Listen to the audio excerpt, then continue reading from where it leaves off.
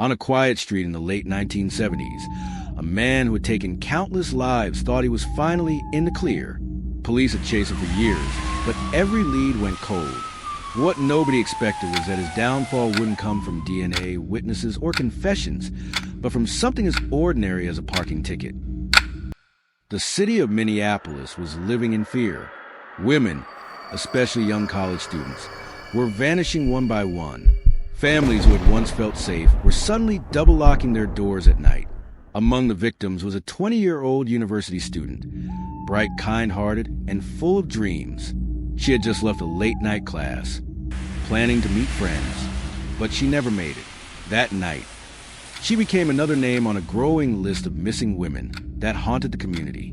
Her disappearance looked like the others, sudden, without witnesses, and almost surgically precise. Police began to suspect they were dealing with someone who planned every detail. Someone who stalked and waited and struck when no one was looking. Soon, her body was discovered near a wooded area, showing signs of the same chilling pattern that investigators had seen before. It confirmed their worst fears. The serial killer was at large, and he was getting bolder.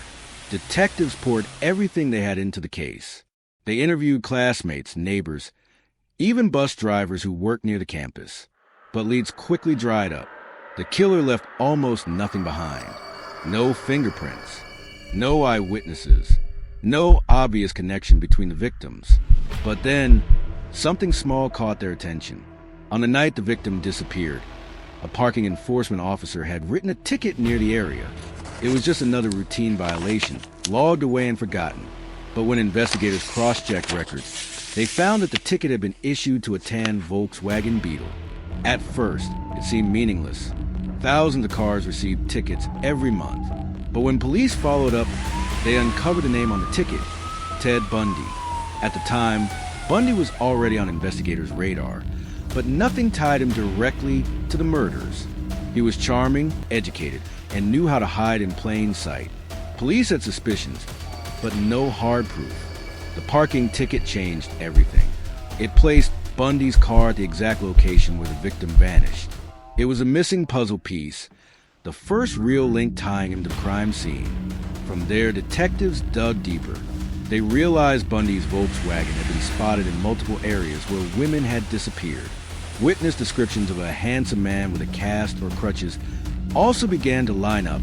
Piece by piece, the image of a predator hiding behind a normal smile became clearer. The parking ticket became the thread that unraveled Ted Bundy's carefully constructed double life. He was arrested, and over time, police connected him to dozens of murders across multiple states. In court, the evidence piled up: survivors' testimonies, forensic links, and a damning timeline. In the end, Bundy was convicted and sentenced to death, his crime still remembered as the most disturbing in American history.